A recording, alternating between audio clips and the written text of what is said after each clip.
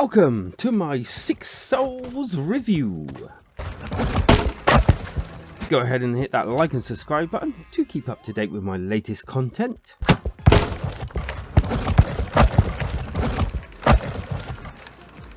Another platformer, I hear you say? Well, yes, okay, it's another platformer, puzzler type game, one of those sort of things, you know what I mean. But this time, you play Jack and Butch, a, well, man and a dog, in search of treasures in an abandoned ancient castle, with hopefully a rich ex-family's fortune and loot still intact. Now, upon first play of this game, I kind of thought, oh, it's just another standard platformer puzzly type thing. But oh no. As well as the jump, slash and shield mechanic going on here, you also got some binoculars so you can look around and a bit ahead of yourself. And you can also climb walls, which is brilliant because, well, it does actually come in useful during the gameplay. And not just a, well, gimmick, but you play as Jack and you play as Butch, as I said, and Butch can be played as well to go through small cracks, and he gets a double jump. And well, what a nice doggy, because you can even talk to your nice doggy, which is so cool. And these two characters have a really cool, funny and interesting relationship together. And whilst playing Jack, well, basically Butch is in your backpack.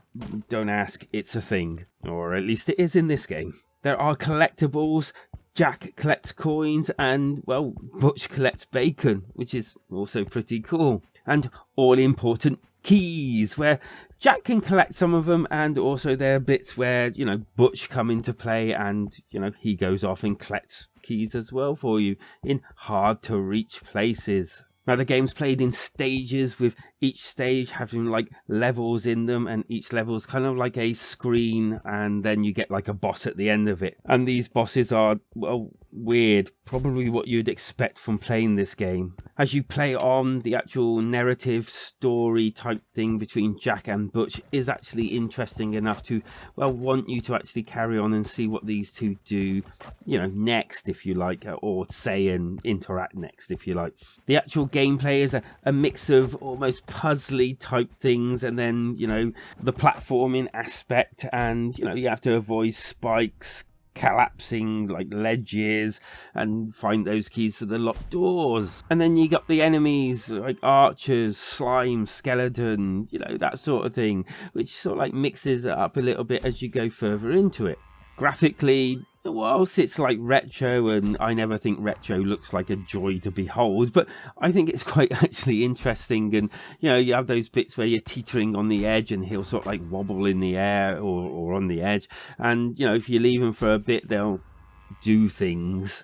It kind of gave me the feel that this game wasn't just slapped together in a rush.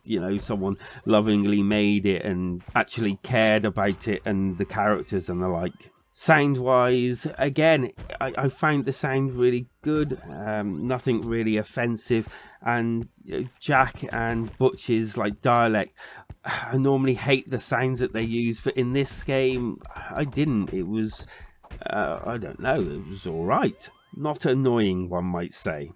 The good. I generally do actually like this game. It's funny, it's creative in some respects of what it does.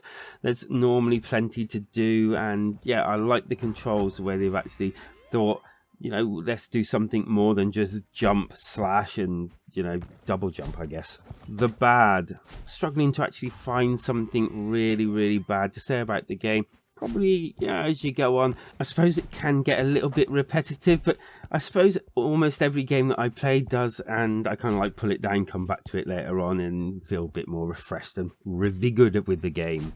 And so on to that all-important score, I suppose, and I'm going to give 6 Souls I'm going to go a bit overboard here. I'm going to give it a 4 out of 5 because I really did enjoy the interaction between the two characters.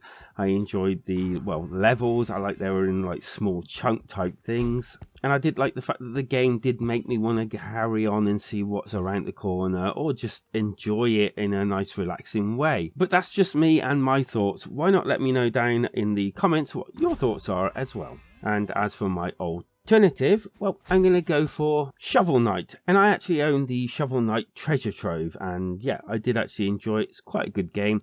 It's got lots of different things you can do in it. And I definitely recommend, if you enjoy this game, maybe look into picking that one up as well after you've completed it. But you may have a better, alternative than myself for this type of genre. So why not pop it down in the comments down below and let us all know it. And so I thank you for joining me. Why not hit that like and subscribe button if you've made it this far into the review and, you've liked what you've seen. Or maybe you've watched a few of my reviews and you haven't hit that subscribe button yet. Then go ahead. Why not do it right this minute?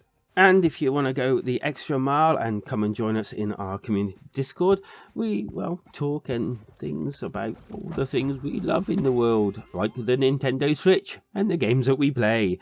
Because life is better when we switch together.